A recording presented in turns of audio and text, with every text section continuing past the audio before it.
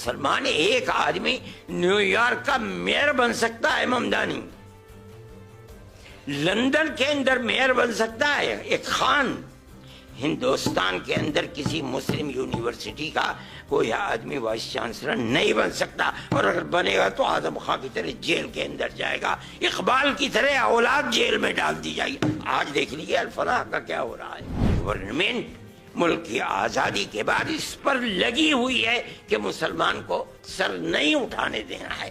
آج اس کا نتیجہ ہے کہ لوگ یہ کہتے ہیں کہ مسلمان کے اندر لیڈر چاہ رہے۔ کیا کہتے ہو تم؟ مسلمان قوم کوئی بانجھ تھوڑی ہے، اگر نہیں تھی تو وہاں کیسے بن گئے؟ آج افراد بنانے والے لوگ نہیں رہ گئے، حوصلے پست کر دیے گئے۔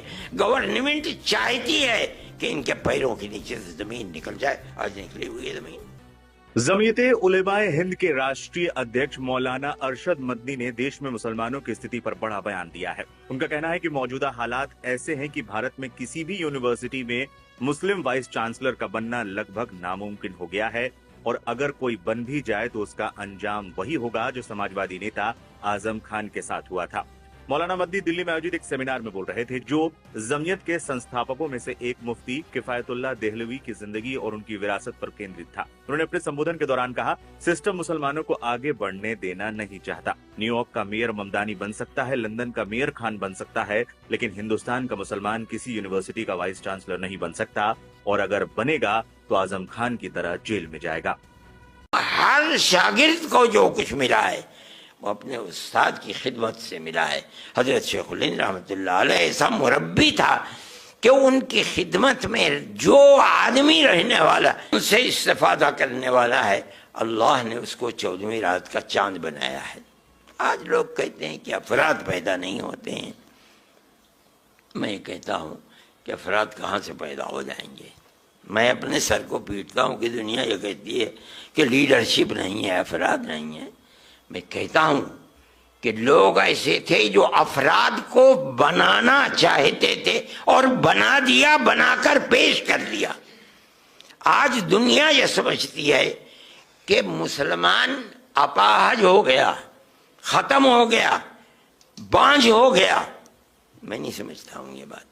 کیا بات ہے کہ آج دنیا کا مسلمان ایک آدمی نیو یارک کا میئر بن سکتا ہے ممدانی، لندن کے اندر میئر بن سکتا ہے ایک خان، ہندوستان کے اندر کسی مسلم یونیورسٹی کا کوئی آدمی وائس چانسلر نہیں بن سکتا، اور اگر بنے گا تو اعظم خان کی طرح جیل کے اندر جائے گا، اقبال کی طرح اولاد جیل میں ڈال دی جائے گی۔ آج دیکھ لیجیے الفلاح کا کیا ہو رہا ہے۔ جیل میں پڑا ہوا ہے، اور کتنے سال جیل کے اندر گزرتے ہیں نہیں جانتا کوئی آدمی۔ قوم، گورنمنٹ ملک کی آزادی کے بعد اس پر لگی ہوئی ہے کہ مسلمان کو سر نہیں اٹھانے دینا ہے۔ آج اس کا نتیجہ ہے کہ لوگ یہ کہتے ہیں کہ مسلمان کے اندر لیڈر چاہ رہے۔ کیا کہتے ہو تم؟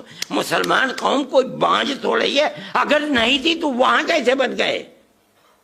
یہاں کسی یونیورسٹی کا وائس چانسلر نہیں بن سکتا آدمی۔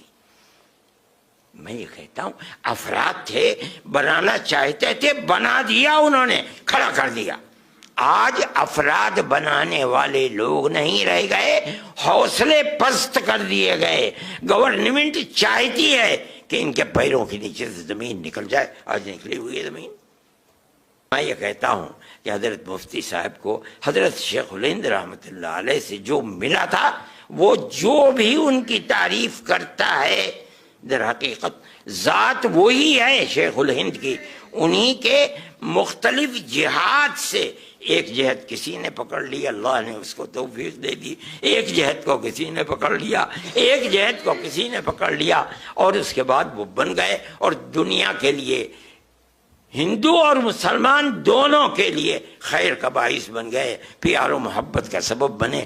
آج وہ پیار و محبت کی دولت ختم ہو گئی، اس لیے کہ ایسے افراد ملک کے اندر پیدا ہو گئے جن کی بنیاد ہی مذہب کی بنیاد کے اوپر، نفرت کے اوپر رکھی ہوئی ہے۔ اسے چیز نہیں ہوتی ہے۔